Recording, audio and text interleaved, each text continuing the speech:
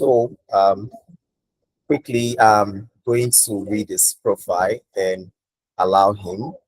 So, like I said on the group, it's going to be a question and answer segment. So, I already have some questions for him, and I want to believe we also have our questions too. So, as we'll be asking him several questions regarding career transitioning, and he would do justice to those questions. Okay, so let me read his profile. He's Obozeli. Pardon me if I don't pronounce that name well. So he's a dynamic human resources professional with a knack for driving organizational excellence through talent, experience, and management. With cross-industry experience within the oil and gas, financial services, and retail industries. He has developed competencies in business partnering, workforce planning, stakeholder management, business process engineering, talent acquisition, employer branding, change management, employee experience. Prior to joining Sahara Group, where he currently works with the business partnering team for the downstream business of the group, redefining talent management and experience, as well as delivering people-centric projects within the HR value chain. He worked with ICO Capital Limited as HR admin officer, as well as So Fresh Neighborhood Market as outlets manager. He holds a bachelor degree in library and information science from Delta State University and a master's degree in industrial and labor relations from University of Lagos. He's also an associate member of CIPM, that is the Chartered Institute of Personnel Management, Nigeria. At his spare time, he enjoys, as well as volunteering, spending quality time with friends and family. So, ladies and gentlemen, let's make welcome Ehis to today's session. So, Ehis, welcome. We are glad to have you here. Thank you so much, Emmanuel, and thank you, everyone. Thank you for having me. It's a pleasure. Good evening once again. Okay, so I'll be starting with asking his some questions. So as you all know, we are talking about career transitioning today. So a lot of people or a lot of us have at one point or the other in their career want to transition. You might have gotten to a point whereby you are tired of what you are currently doing. You know, you feel you are stagnant, you are not progressing, and you want to transition, you want to move to a new career, but you don't know what to do. So today we are going to, Ehis is going to share with us. All right, so my first question is, so Ehis, what motivated you to transition into HR, and how did you prepare for the change? Okay, thank you, Emmanuel. I'll start by saying that I'm not an accidental HR. Right? I hear some people say, "Oh, I'm an accidental HR. I'm an accidental HR," but I myself, I'm not an accidental HR. I'm an intentional HR. Right? I transitioned into working in HR was an intentional move. I studied library and information science in my bachelor's degree. But then from day one, I knew I wasn't going to practice as a librarian, right?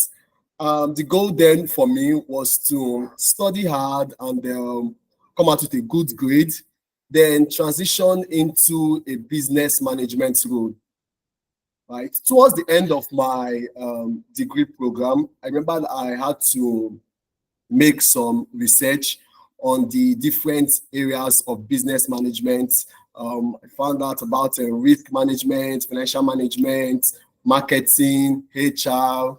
Then based on the things I've done before and everything, HR was like it for me, right? Because I saw it as a profession that will make me not only be involved in the business, add value to the business I work in, but we also give me the opportunity to impact the employees. We also give me the opportunity to impact people positively.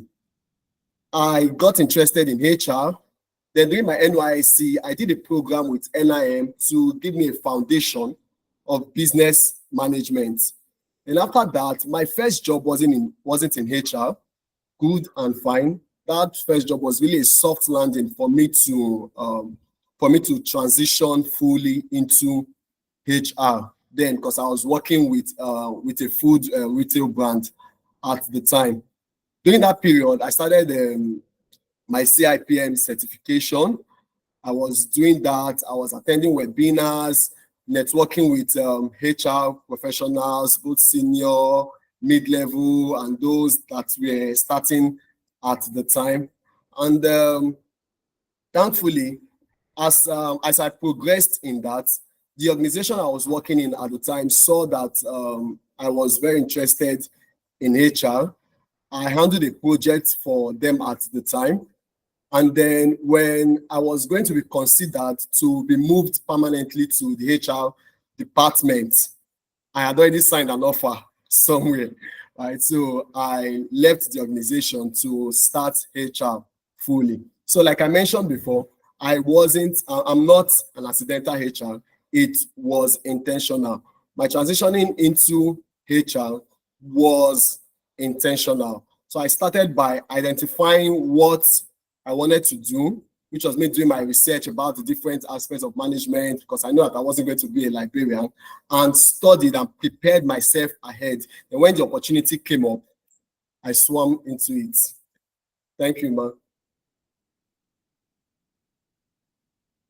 Okay, thank you so much, His, for that. So, two things stood out for me. You made mention of you are not an accidental HR. Yes, that's very key. For some people, when they transition, they don't really know. We might ask some people, how do you get into HR, or how did you get into where you are or what you do currently? They say, "Oh, I don't know. I just found myself there." But yours is not same. And then you also made mention of you impacting life, just as you are currently doing. Sharing knowledge with us is also part of it. So thank you so much for that. I don't know if anybody in the any of us here have any question, or maybe we are just piling up our questions for him. If you do, you can unmute and ask, or if not, I would just continue with my other questions. Okay, so thank you again. While we wait for others, so my next question to you is, how did you identify your transferable skills and apply them to your new career or to your current career? How did you identify your transferable skills, and apply them to what you are doing currently? Okay, thank you. So like you mentioned while you were reading my profile, right? I enjoy volunteering a lot. And this was something that I've been doing right from time. During my undergraduate days, I was very active in the school fellowship at the time. And being very active in the school fellowship, I was at some point the brothers coordinator and also the secretary general of the fellowship. I never knew I was preparing myself for the place of work. So holding those positions prepared me and built my skills, interpersonal relationship skills, communication skills, organizational skills, managing different projects, then coaching and development, because then as a brothers coordinator, you were the person managing all the brothers in the fellowship. So people were coming to you to for advice, for coaching, both academic related and even both academic related and even life related issues. and then you tend to coach them and provide guidance in such situations. And those skills really prepared me and are very useful in my current role. Even stakeholder management, right? Stakeholder management. And my very first job, the very first job I got post NYSC, prepared me for the HR role I'm currently in now, because then in that role, I really build business acumen. And for every HR professional, it's important that your business acumen skills is top notch. You need to understand the business you play in. And that particular job at the time prepared me for that, because I was responsible for the profitability of my business location. I was responsible for the financials, the P&L at the time, and it made me really commercially aware. So wherever I find myself, whatsoever business I find myself, I always want to be involved. I want to understand what are the books saying, what are the books saying, how what's the business direction for this period. And it has really helped me on my job. It has really helped me to succeed in my career. So you have to look out for the skills. If you're looking to transition to a new career, you have to identify what are the skills that are needed in this career. Are you looking to transition into project management, tech? What are the skills that people in this current career, what do they possess? You look at those skills, highlight them, identify the ones you currently have, identify the ones you do not have, and map out ways to get them. That way you'll be able to do well in your career. So those are some of the things that have helped me in my current career. I identified the skills based on voluntary and my previous jobs, and then I'm able to work with them. I'm able to transfer them into my current career. Thank you again, Ehis. Okay, so just to be sure that we are following, you can just drop your favorite emoji, just for us to be sure that we are together. Ehis is not talking to himself alone, and I am not the only one listening. Thank you, Harry. Thank you, Francis. Okay, so it shows that we are following. Thank you, Kola Wole. Okay, great. Okay, so like I said, okay, thank you everyone. Thank you. So like I said, you can start putting up your questions together. You can as well drop it in the chat box. If you don't want to unmute to ask, you can drop it in the chat box. Then we'll take it. So thank you, Ehis. I move to my next question. So what were some of the biggest challenges you faced during your transition, and how did you overcome them? It's a two-in-one question. Let me take it again. What were some of the biggest challenges you faced during your transition, and how did you overcome them? Okay, I would say there were some challenges, right? And the biggest one for me was fear of the unknown, right? And at some point, I had to struggle with my emotions. But then let me share a particular story, right? With regards to fear of the unknown being a challenge. I was at some point I was working with this organization, right? And everything was going well. It was quite good, right? For someone that wants to transition, an opportunity comes, and this opportunity is looking like, oh yes, this is what I've been waiting for. I left the job I had then, that there was no issue. I was good with the employers. In fact, I had just gotten a promotion then. But then this other offer was looking good. I resigned to take up that opportunity, and lo and behold, I never resumed that job. Friends, family, professional networks knew, oh, he had left his previous place of work, even my previous colleagues, to join somewhere else. But then only a very few knew I never resumed, because there was a challenge with that organization, and my resumption was paused. For like 3 months, I was out of job. Right, I was out of job for about 3 months, and it was a trying period in my life, because I struggled a lot. That was a period where when a lot happened. A lot happened, right? But then I'm grateful for the gift of people.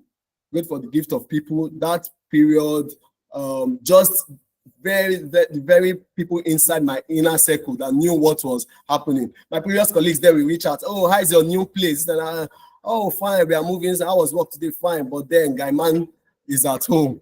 Nothing come out, because how do I tell you that? Oh, I resigned, but then I couldn't. I didn't join the new place. So fear of the unknown, and these are some of the reasons why some people find it difficult to move, because they don't know what they might meet the next place. But then we have to take the risk, right? I'm thankful for the gift of people again, because then there was a lot of emotional imbalance. I almost ran into depression. Thank God for the gift of people, coaches, mentors, reaching out to me, reaching out to people to see how best we can get something as soon as possible. In fact, one of my senior coaches, she was very connected to the organization I left at the time. She was willing to say, "Oh, Ehis, if you do not mind, I can call the MD of your organization to reinstate you and even increase your pay and move you somewhere else, maybe to another location or something." But then we have said good night too. I don't want to go back there to say good morning. And then, yeah, we thank God for that. That was a very challenging period in my career. But we thank God I was able to overcome it. And to overcome challenges in your career, I would say one of the things that one should do, you need to recognize the God factor. Recognize the God factor. He is your source. And whenever you want to make a move, whenever you're faced with a difficulty, you're faced with a challenge, you need to go back to your maker, to realign with your maker. It's very important. Also, it's important to have the right people in your circle. Have the right people in your circle. You see, well, sharing this story, I kept talking about people.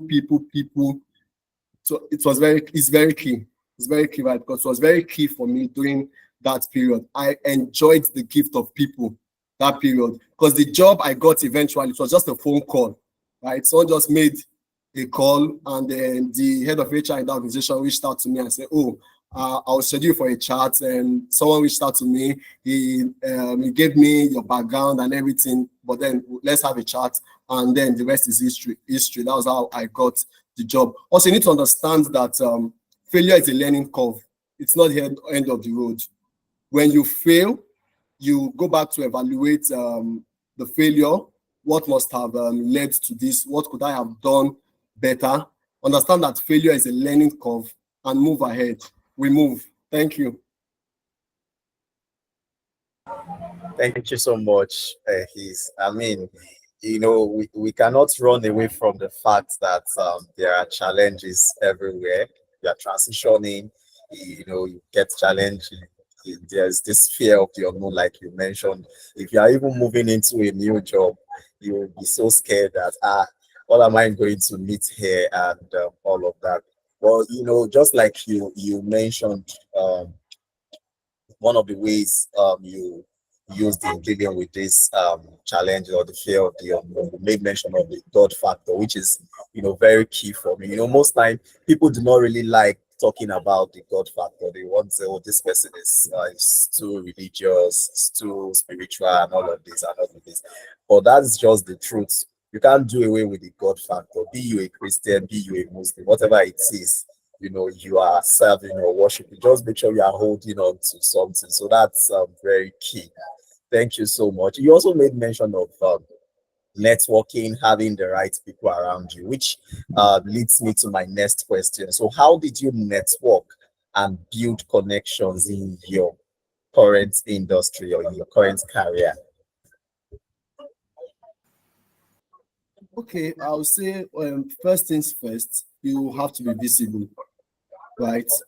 How did I build and how do I network and build connections in my current career, in my career or the industry I work in? You have to be visible. You have to attend events. Use LinkedIn. LinkedIn is there for you. And you need to learn the art of depositing into people's emotional bank accounts. No matter how much you feel this person is high up there, there's nothing I can give to this person, is a lie. right? If you go back, if you check well, there's something you can do that will be of value to that person. Be visible. You go for events like let me share some of my secrets with you. So when I want to attend events and I see that, oh, this there's maybe AYZ Limited is an organization I've been eyeing that I want to work in, and the head of HR is coming, is also attending that event, maybe as a panelist or something. I'll look for a way to meet with that person during that event. We must talk, right? And I will make the person know my interest. We might not build build our synergy might not really click so well, but then I want to be in that person's face so that whenever they eventually see my CV, right, or we meet during the interview, you know that, okay, I met this person before. You have to network. I'm an introvert. I don't like talking to people. You will stay inside your house. So you need to network. You go out there, you join groups, and you are being silent. You're not contributing. Conversations are going on. You're not contributing. No, it doesn't work like that. You are part of a professional group. Conversations are going on. You need to find a way to contribute. That's the way you can be visible. Those are the ways people will see you. When I got when the first time a sponsor reached out to me for a job, I never knew him before. I knew him, but we never met physically. When I greeted him, he was like, "Oh, you are Ace. Oh, right, that's fine. I've been seeing you on XYZ group. That's fine. I have a role in so and so company. I also have another in so and so in my company and in XYZ company. And I think I would like you to work with me." We did the interview, and everything was good. But then I did eventually work with him for some personal reasons. But then you have to be visible. We can't emphasize this enough. You have to be visible. You have to attend events. When I mean events, it doesn't have to be physical events. It can be webinars, right? It can be webinars. Attend webinars. Contribute. Conversations are going on in groups that you belong to. Contribute to conversations. You are let's say you're transitioning to software development, right? There are groups where we have groups of software developers. Look for such groups, join them, know what they are talking about, what are the current things software developers are discussing. Be part of it. So be visible, attend events, use LinkedIn, and LinkedIn is there for you. Use LinkedIn. When you see people you like, people you admire, connect with them on LinkedIn. And please, when you connect with people, don't expect that you just want to, you connect with them and the next thing you're already asking for a favor. It doesn't work like that, right? I mentioned depositing into people's emotional bank account. We are just meeting today, and the next thing you're telling me that I should come and fix you in my place of work. It doesn't work like that. I do not know you, right? So you need to build relationship, let people know you, be visible, look for ways to offer help, look for ways to offer support to people. Those are some of the ways to build networks and then build connections in your industry. Thank you. Thank you so much. So, just like you have mentioned, we can't run away from networking. Of course, if you really want to grow in whatsoever career you find yourself in, you can't run away from networking. You have to be visible. Like you said, that's very, very key. You need to be visible. You need to put yourself out there. People need to see you. People need to hear about you, see what you do, and all of that. You need to attend events. Like you mentioned, it's not necessarily a physical event. Also, virtual events, virtual meetings. Also, just as we are having here, you need to, do all of this. So let me just chip in this. So I was sharing with Henry sometime last month, and so when I posted the flyer for the webinar, so someone just reached out to me and said, Emmanuel, Mr. Webinar. I was just laughing. I was just laughing. I said, I mean, this is what we do, we keep growing every day, every day. So at some point, the person was talking plenty because he really do not understand, all of this thing. But I saw that as an opportunity to, tutor this person. I started telling the person, okay, this, that, this is it, and all of that. So we just have to do all of these things. Thank you again, Ehis. So I want to believe we are enjoying the session. If you are enjoying it and if you are following and you're learning one or two things, you could drop your favorite emoji so we know we are in this together. Thank you. Okay, thank you. So hope you are also gathering your questions as well. Okay, so we move to the next question, which is, so what advice would you give to someone considering a career transition, but is hesitant to take his leap? Is hesitant to take the leap. Let me take that question again. What advice would you give to someone that is considering a career transition, but is hesitant to take the leap? Okay. For someone that is considering a career transition or is hesitant to take a leap, firstly, my advice to you, my first advice to you will be that you should know your why, right? Why do you want this career transition? Are you doing it because every other person is doing it? Your why should be compelling enough to make you give the sacrifices that are involved in transitioning to this particular career. You don't use the first step of failure, right, in career transitioning is using other people's ruler to measure your success, using other people's yardstick to measure your success. When you approach career transitioning because people are doing it because it's the new thing in town, I bet you are setting yourself up for failure because at some point in time you will get burnout. At some point in time you will be tired, but then your why is what will keep you. For those of us in HR, yes, some people say, oh, I just love HR because I love relating with people. Good. Come and interact with people, come and relate to people. When the same people, when they show you Shege Pro Max, you will go home. When you lock yourself in your room, you will be boxing the wall and everything because but then if your why is compelling enough, you know why you are in that career, why you want to make that particular move, irrespective of the challenges, you will keep forging ahead because why? The bigger picture of where you are going to. So know your why. Know your why. Also, in knowing your why, I like to go back to the God factor. I'm a firm believer, right? I like to go back to the God factor. Align it with your maker, right? Be sure that this career transitioning that you are working towards is in line with God's plan for your life. Also, you have to get a mentor or get a coach. It's easy to succeed while being on the shoulders of those that have gone ahead of you.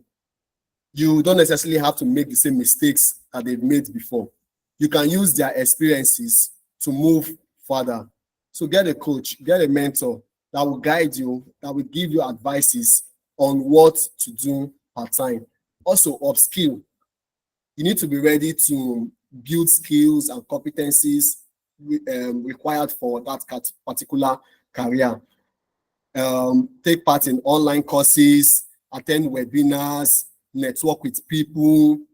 So those are some of the advice I would give to someone looking to transition. So you have to know your why, align with the God factor, upskill, network, get a coach, and then attend events. You'll be fine. Right? Hmm. Thank you so much again.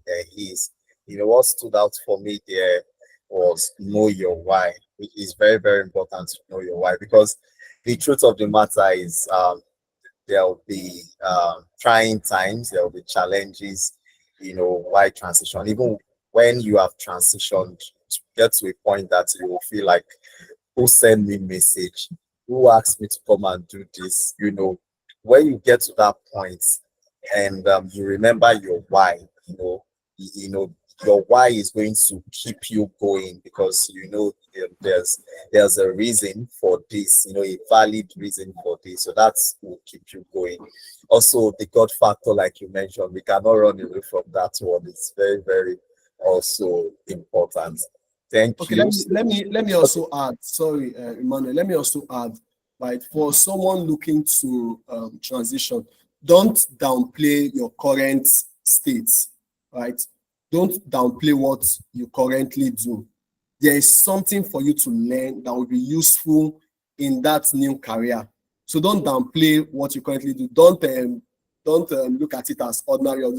Look for look for opportunities within your current role. Look for the skills that are relevant in the role you are looking to transition to, that you can currently use in your current place. Be the best at what you do currently, because at the end of the day, excellence is key. And if you're not a person of excellence, if you're one that you downplay it, when you get to your supposed promised land, or the career transition, the career you're looking to transition to, you will still not be a person of excellence. So be a person of excellence now, and when you get to where you are going to, excellence will be the walk in the park. Thank you. Yeah, thank you, so let's run quickly. So my next question has to do with finances. When you are transitioning, you know, for example, you are you're a customer service manager, you've got into a manager role and you want to transition to, let's say you want to transition to sales and marketing, or you want to transition to HR, or you want to transition to, any other career. And these things, you need experience and all of that and all of that, and you are not getting it. The roles you are getting, they are telling you that, you have to come and intern, and internship, most companies don't pay to volunteer and all of that. So how did you handle the financial aspects of career transition, such as a potential pay cut or uncertainty?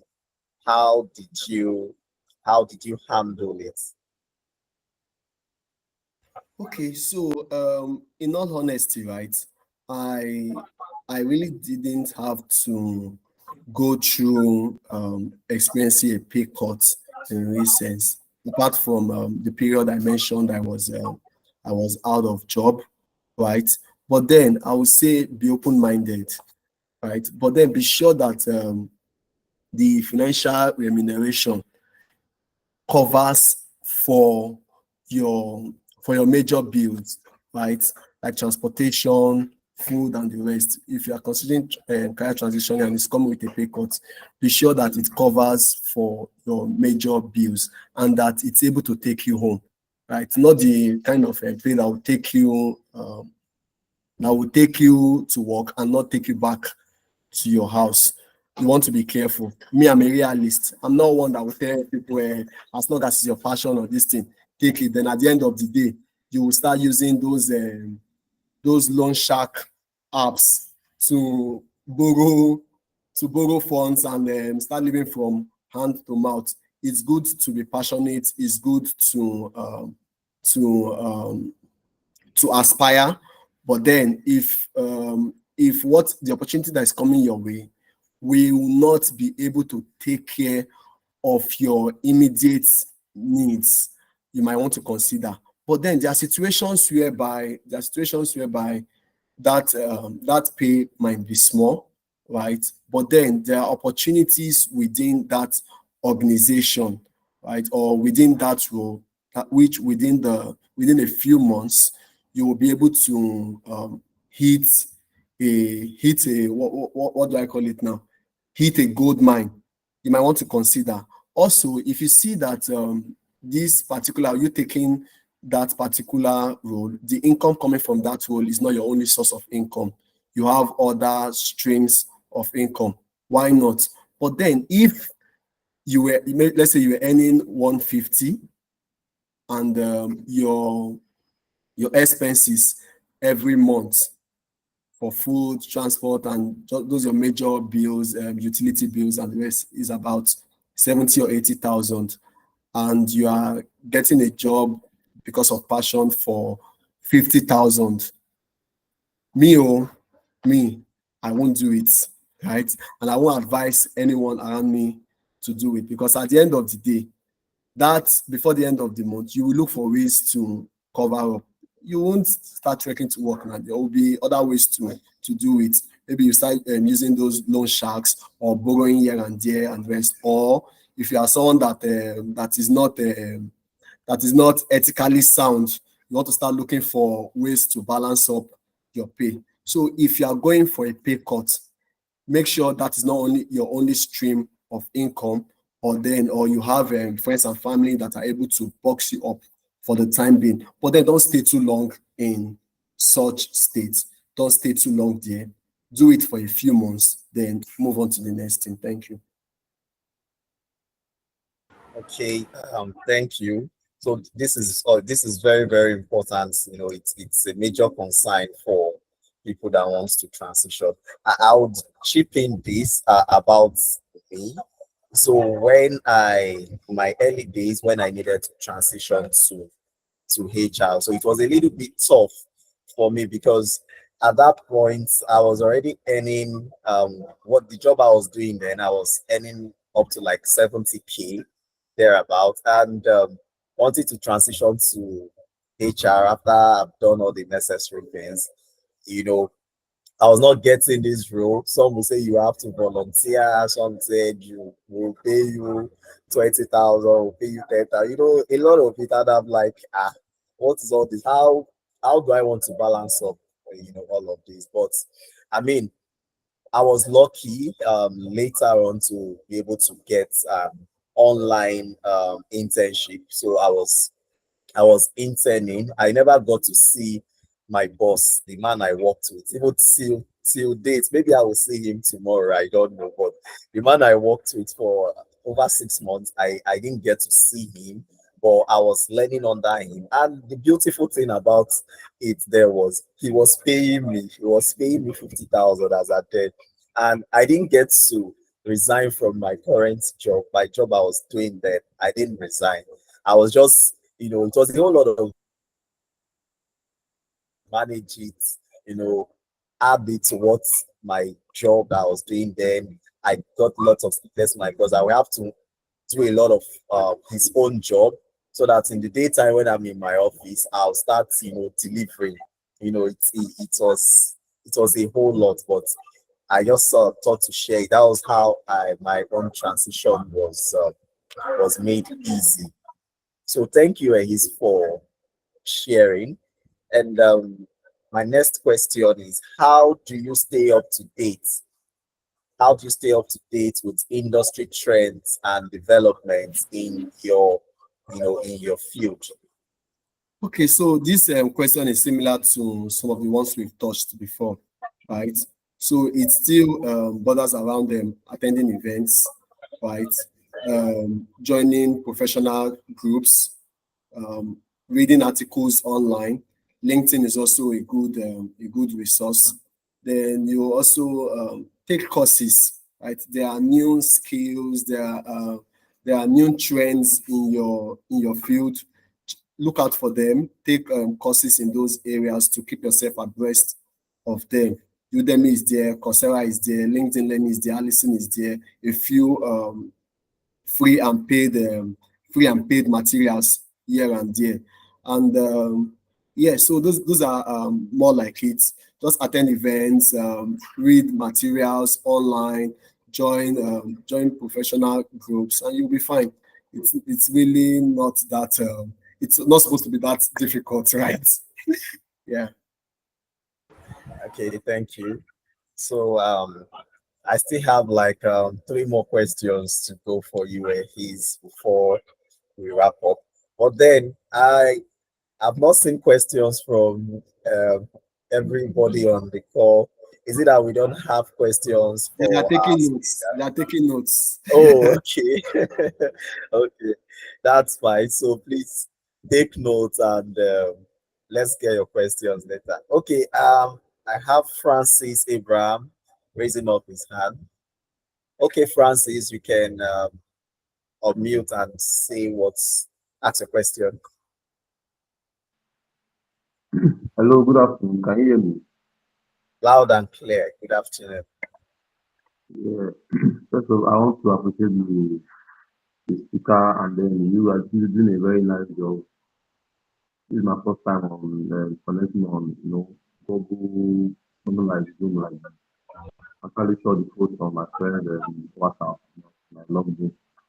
My question is, um, I want to ask, why is it that HR, some employees, they see HR as the organizational taskmaster, why some organization the CHR as employee as a fighter. You understand? I always give my point. Like HR standing between I don't know, HR standing between the employee and the company. I think I can make sense. Are you with me? Hello, can you hear me? Yeah, I can hear you from my end. Okay, can you hear me? Okay. So why is it that the HR most times the employees feel that they are part of the organization. They fight more for the organization more than for them. But I feel HR, I don't know who is like human resource manager, and then I feel you also care for the welfare of the employees. So that's my question. Because most employees don't feel that HR job is like a very wicked person, like you just get to be caring, punishing the employees. They don't know that you have a part to play. So why is it that most HR tend to be inside of the company more than aligning or being reasons with employees in the organization? Did you get my question? Okay. Emmanuel, I don't know if you got it, so you just want to help me recap. So, as I was struggling to hear him at some point. Okay, Francis, I was also struggling to hear you, but the few things I could pick from what you asked was why is HR always on the side of the employers than the employees? I think I heard that, Yes. but I'm really not clear. Yes. Can you hear me now? Is that it? Yes. Can you hear me clearly now? Yes, I can hear you now. And that what I So did I asked. get your question? Yes, you got my Okay, question. okay, okay, okay, great. So, yes. Okay, so I would say first of all, it boils down on the culture of that organization, right? HRs are people enablers. We are people enablers, and we're also business partners, right? So while we are enabling the business, we also need to ensure that while we are enabling the people, we also need to ensure that the business doesn't suffer, right? Human needs are insatiable. Human needs are insatiable. Give employees lunch today, they'll ask you for breakfast. Add breakfast to it, they'll ask for dinner. But then you need to ask yourself, can the business afford this? It might be looking in the books as if, oh, if they remove a so and so amount from the business will not crumble. But then, how many of these things can we do? So that's why at from time to time, HR is meant to ensure that you drive the strategy of the business through people, right? Employee, most of it's not just so when you want to satisfy employees, it's not just doesn't just have to do with those engagements, those TGIF kind of stuff. It could also come through people development. It could also come through people development, right? So I don't know what your experience is in your organization, and thankfully you said it that in some organization, HR are more for people and all that. So it's all about striking a balance. HR needs to know how to strike a balance between enabling the people and partnering partnering with the business to ensure that none of it suffers. So yeah, for the people and also for the business, strike a balance. Nowhere to strike a balance. That's it. Thank you, Ehis. You just nailed it. HR professionals need to strike a balance, and also employees should also have it at the back of their minds that HRs are also employees like themselves, you know. But then um, we just need to strike a balance. So, Francis, I hope that answers your question. Okay, thank you. So, I have Genius Steven raising up his hand. So, let's have your question.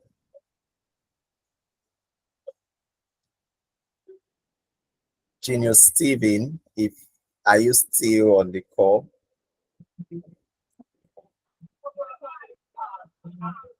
Okay, so while we wait for him, let me move to my next question. So, Ehis, can you share like your success story from your transition journey? Just give us a summary of your success story. Okay, so let me share. Okay, this one has to do with during the transitioning time, right? Okay, let me share this particular one. At the point when I was doing my CIPM, I was working in this particular organization, but then I wasn't fully working in HR, even though I was doing to an extent support from my business location. The chief operating officer then approached me one day after our business review meeting and asked me, "Oh, Ace, have you been to Abuja before?" And I was like, "No, I haven't at that time." And she was like, "Okay, we'll schedule a trip for you." Then the following week, a trip was scheduled, and I was to be in Abuja for some weeks. A few days to that, this I'm going to meet. I was like, okay, me going to Abuja, what exactly am I supposed to do? Like, oh, just go there. When you get there, we'll advise you. Right. So I got to Abuja, and just while I was trying to settle down, I got a recruitment brief.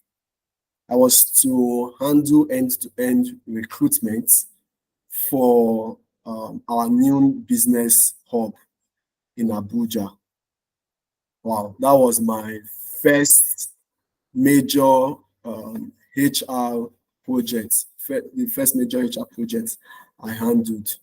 Right, so I did that. I did that project from sourcing up till onboarding for the new hires then, before returning back to Lagos, and the feedback was wow, right? And I was really glad. I was really excited because yeah, when you are given something to handle and you do it well, you want to clap for yourself, right? I was appreciated.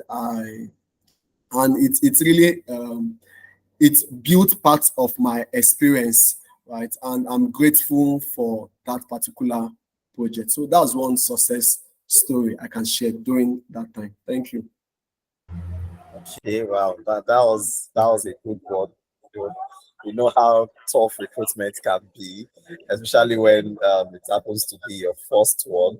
Even most people that are specialists in recruitment, they still have one challenge or the other. You know, so that's really a big one. You deserve an ice cream for yourself. Okay, so another question. Okay, uh, Genius, you are back. Okay, let's have your question. Oh, all right. Thank you, sir. Good evening, everyone. My name is Genius Steven.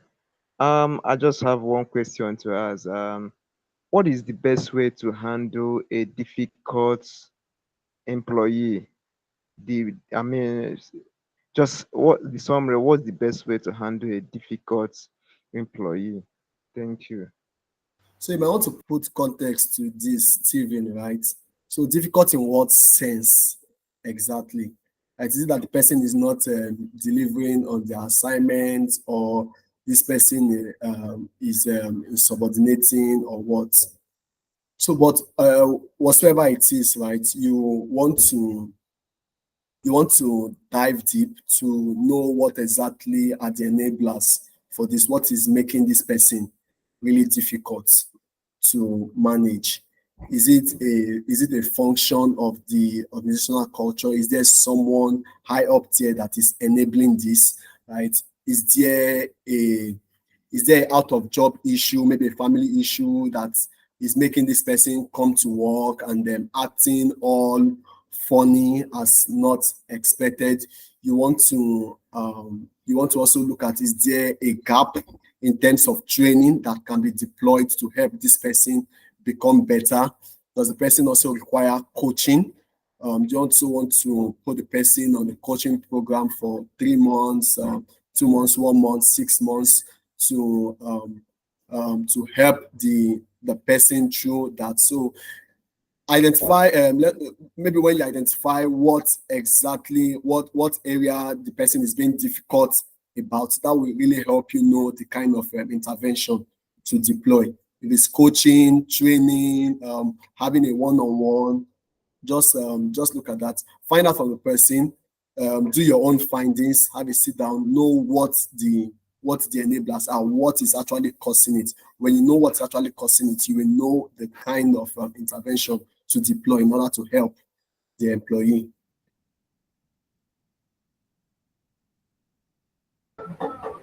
Okay, Steve, thank you. Stephen, I hope that answers your question.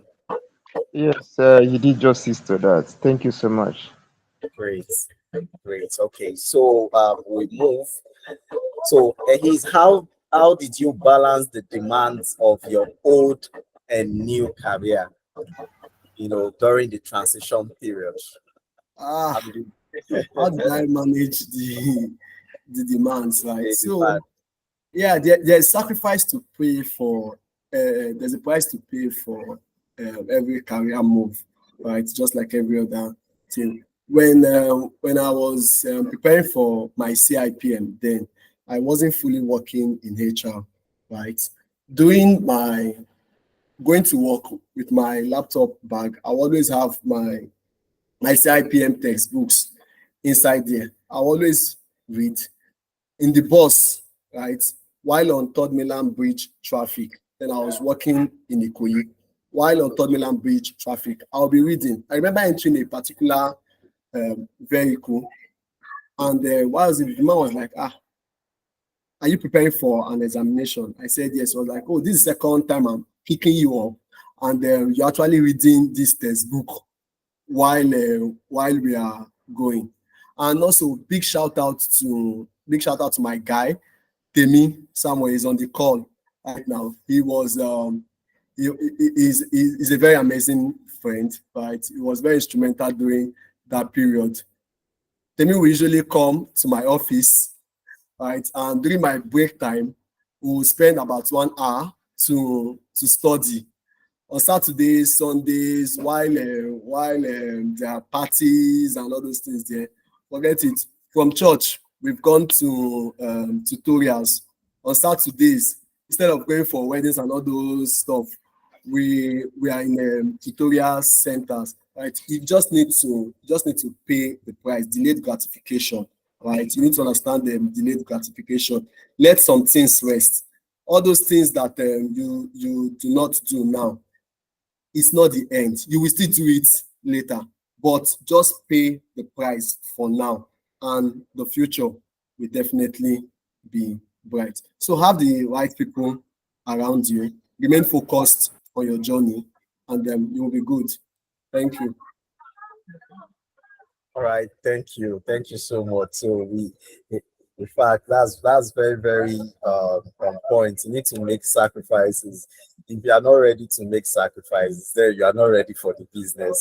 So you need to make sacrifices. Thank you so much. So I have my another question. So what role did self-reflection and self-care play in your transition process? What role did self-reflection and self-care play in your career transition process? All right, Emmanuel, self-reflection and self-care. As a person, Ace likes to journal, right? I like to journal a lot. So I have my personal journal where key events in my life I go back to put them into writing in that journal. And what does that do for me? It helps me appreciate my journey through life. Helps me reflect on where I am coming from and the journey ahead of me. Let me appreciate life. Give gratitude, right, for the people around me. Give gratitude to life in general. So self-reflection, self-care, and from time to time, self-care. I also like to appreciate myself also. If I've done well, I've hit a milestone or something, I treat myself good. I maybe buy myself a gift or I take myself out, right? Quietly on my own. I take myself out on a solo date and take care of myself, right? It's very important. And it makes me want to do more, right? Because then what they say is the reward for hard work, more work. I don't need any other person to give me more work. I give myself more work. And if you have done this, it means that you can move steps further. I journal, go back to reflect on those things, and then forge ahead. Mm, mm. Thank you so much. So I had the one of self-care, taking yourself out. So that is also something I do. Whenever I attain a new height, or whenever I also do something good for myself, you know, I pat myself at the back and say, "Well done, Emmanuel," and give myself a good treat. So it's a good one. So, guys, if you have not been doing this, you can start doing it from now. So, my second to the last question: how did you communicate your career change to your professional network, your friends, and family? How did you communicate to them? You need to tell them, especially when you have um, a clique of close friends and family members, people you are close with. How do you just come and guys? I'm now HR. You can imagine the kind of response you will get from them. So let's hear from you. How did you communicate that? Okay, Yeah. so there wasn't really any formal communication, right? But then it was a communal journey, right? By communal journey, I mean I was not in it alone. I was in it with my family. I was in it with my close friends, like you mentioned, and we were all involved in it up to maturity, right? So they were very much aware of the whole process. So there was really no formal communication like, "Oh, I'm glad to announce to you that." You get. So there was really no formal communication per se. But then they were really involved. Like I said, it was a communal stuff. It wasn't just my team because I needed people to get to where I'm going to. I have my close friends that understood what the assignment was, sharing updates. Oh, look at this webinar taking place this Saturday. Join. This is job adverts applied, and so it was everyone making their input towards it. My sister is on this call, and I know that she will agree with me when I really took it serious to be attending webinars like something else. They will be like, you started again. You are not this your webinar all the time. I was always attending because then it was a process, and I needed to flow in that line. So it was all of us team. It was something that has to. It was a communal effort. It was a communal effort. So there was really no formal communication of the change. Thank you. Okay, great, great, great. Nice one. So, guys, I have one more question for you. That's the last question. But before I do that, I also want to give room for us to ask questions. I need every other person to ask question. That question that has been bothering you, you want to transition, you want to, because I used to get a lot of people come to me. I want to do HR. I want to do HR. Just like he's mentioned the other time that you want to do HR because you like people. When these people will show you Shege Pro Max, you will not. You will ask yourself. You will have a rethink that do I really want to do this? Okay, so I have Henry raised up his hand. Henry, please, over to you.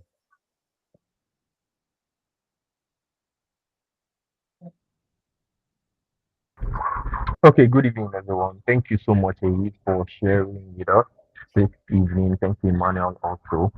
Um, I just like to uh, ask, so Elise, if you were to go back to, your journey as it were with respect to the transition process, right? What is that one thing that done better?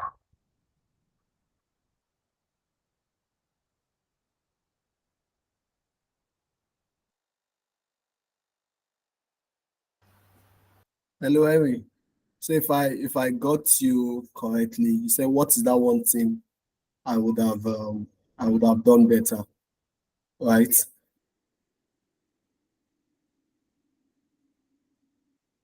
Hello, Emmanuel. Please help me. Did I get him correctly? Absolutely. Yes, yes, you did. Okay. So one thing I would have done better was to or is to I didn't get to enjoy the benefits of coaching and mentorship early enough, right? I had done a lot of solo. When I mean coaching and mentorship, I mean getting key advices from people that have gone ahead of me. Most of the things I did very early enough in my transition were done on my own. And I had gone pretty far before engaging mentors and getting a coach, right? So if I were to retrospect, I would say I would have gotten a mentor or a coach earlier enough. There are some things that I was doing or that I did then that I would not have done, right? Because there was actually maybe no need for them. But then I didn't know. I was only just doing based on what I know. But thankfully, there's never a wrong time to do the right thing. And there is no late comer there. Thank you.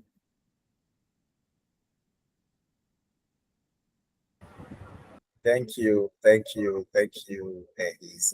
Thank you for that question. Okay, so this is my last question for Elise. So, what resources would you recommend for someone transitioning careers? What resources in terms of books, any courses, that you would recommend for someone transitioning careers? Okay, for resources, right, it's quite diverse depending on the depending on the career you're looking to transition to, right? But then, like we said, there are a lot of resources online that is tailored to different careers. But then there is this book I would recommend for every professional that is looking to transition to read, and it's No Excuses by Brian Tracy.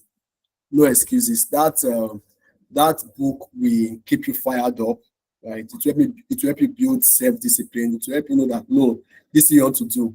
There is nothing you cannot do. Impossible is nothing, right? It will fire you up to want to drive towards your goal and aspiration. Then bringing it down to maybe HR or people related career. I so much like this book. The iceberg is melting. The iceberg is melting. It talks about change management, and it's even a good resource for people looking to transition career. Right, it will prepare you for change.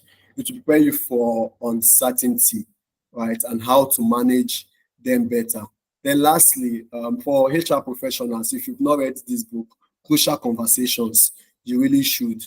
Crucial Conversations will help you know how to manage people, how to interact with people, how to build the act of active listening, right? Crucial Conversations is also a great book. So there are a lot of books online, a lot of resources, Udemy, Allison, Coursera, LinkedIn Learning. You can harness resources on those platforms, right? Thank you. Thank you so much. Thank you so much, Egis, for that. So we've come to the end of today's session. So I will still have a few minutes for anybody that still wants to ask questions. But if not, we can continue the conversation on the WhatsApp platform. So thank you so much, Ace. So you can drop your favorite emoji to show that you enjoyed today's conversation and to say thank you to Ace. Ace, thank you so much. We really appreciate your coming. Really appreciate you you for having taking me. out Thank you. time. Today is Saturday. Like I said, there are lots of Owambe out there. There are a lot of Owambe out there, but here we are. Okay. Okay. I'm seeing Promise. Okay, Promise. Let's quickly take your question.